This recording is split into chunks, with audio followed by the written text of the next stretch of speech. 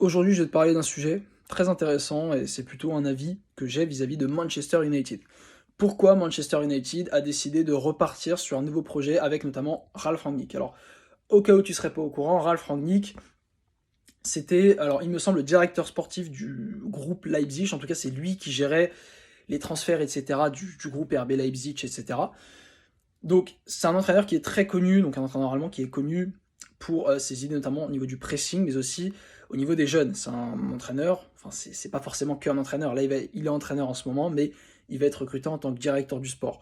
Le but de Ralf Rangnick, ça va être, je pense, de la part de United, c'est d'avoir ramené Rangnick pour aller chercher des jeunes, pour repartir sur un projet, et notamment mettre l'accent sur le trading de joueurs. Le trading de joueurs, c'est extrêmement rentable. Et United, il y a vraiment matière à vendre. Le centre de formation d'United est vraiment très bon. Il suffit de compter le nombre de joueurs qui en sont sortis, qui sont quand même vraiment pas mal. Là, tu as Marcus Rashford. Bon, même si en ce moment ça va pas, c'est quand même une très très belle réussite du centre de formation de Manchester United. Tu as Brandon Williams. Bon, je te cite lui, mais il y avait Greenwood, mais bon, Greenwood en tôle, donc c'est compliqué. Mais bref, il y a quand même Greenwood. Tu as Brandon Williams qui est en prêt du côté de Norwich. Et j'en passe, hein. Là j'en oublie sûrement. Dean Henderson, non, Dean Henderson n'a pas été formé United, mais bref. Elanga, par exemple, cette saison qui commence à vraiment percer. Donc, moi, je pense qu'il y a une volonté de Manchester United d'aller chercher des joueurs, des jeunes joueurs plus particulièrement, et dans un but de faire du trading. Parce que le trading, le trading de joueurs, ça rapporte énormément dans le monde du foot, et je pense que les Glazers, ils ont envie de se choper leur petit billet. Donc, je pense que c'est pour ça qu'ils ont été chercher Rangnick, et c'est aussi pour ça qu'ils donnent du temps à Rangnick. Parce que là, très sincèrement, si ça aurait été un Mourinho, par exemple, qui aurait fait cette saison-là avec United, il l'aurait viré, tu vois. C'est juste que là, ils ont laissé Rangnick parce qu'ils sont sur un projet à long terme, et notamment avec Ten Hag.